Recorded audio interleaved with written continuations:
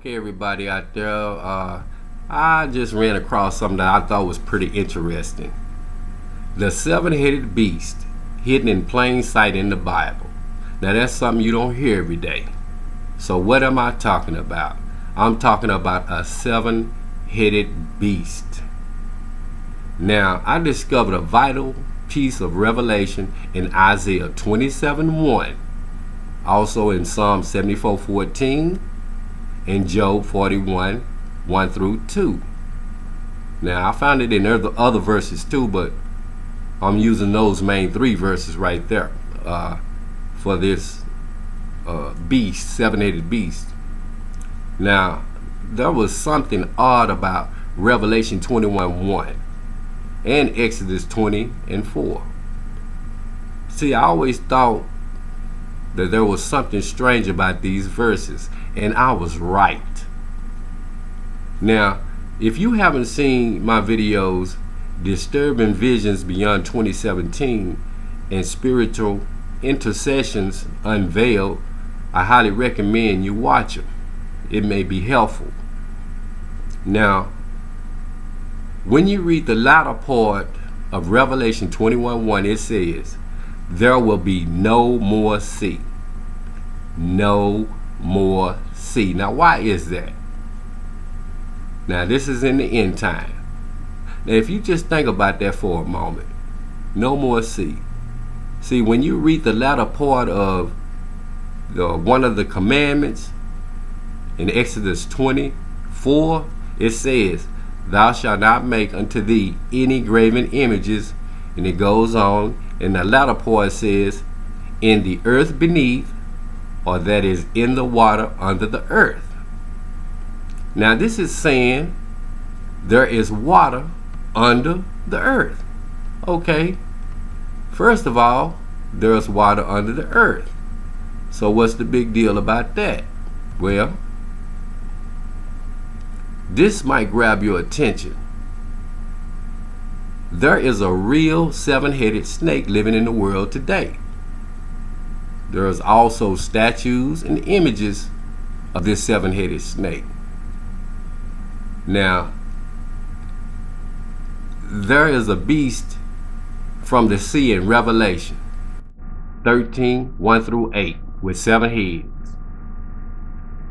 Read Revelation 13:1-8 to see how important this is for our generation. I mention this because it ties into Isaiah 27:1. There was still a beast.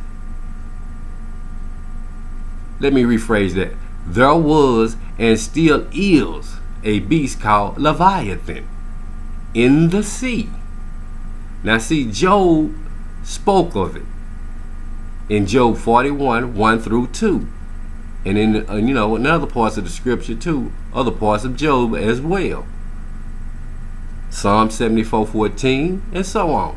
Now, when you take into account that there will be no more sea, and the beast is from the sea, and Jesus is going to stop the beast or the Antichrist in the end time, it all starts to make a little sense to me. Now, when you factor in the commandment, no graven images, in the water underneath the earth, Exodus 24, that should make you a little curious right there. See, I believe this beast called Leviathan, it is the dragon, the serpent, and the devil, and the beast that was wounded in the Old Testament, but his wound will be healed and he will return in the end times. Now people will say, now this is from Revelations, who is able to make war with the beast? And people will wonder after the beast. Now, I believe the man of perdition and the false prophet will be controlled by Satan's demonic spirits. Now, Leviathan is mentioned several times in the Bible for a reason, people. Now, since no one knows what is beyond the universe or what lies deep beneath the waters, it's not hard for me to believe that this beast exists, even though we haven't seen it. Now, if you look at it like this here, no one has seen God, no one has seen Jesus, no one has seen the devil or the two witnesses yet in our day.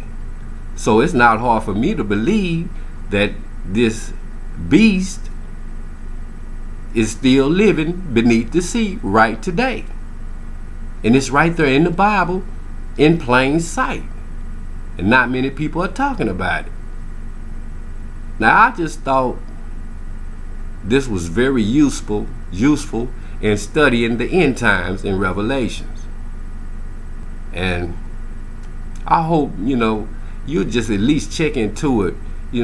Check the books, the chapter, the verses that I just mentioned, and do some studying and researching and praying on this here, because I think I'm kind of on to something a little bit here. So, get back with me, leave me a comment, let me know what you think, because I'm really interested in this.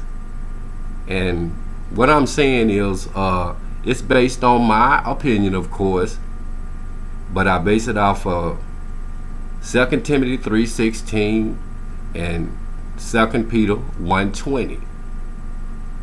So, until next time, peace be with you all, and Emmanuel.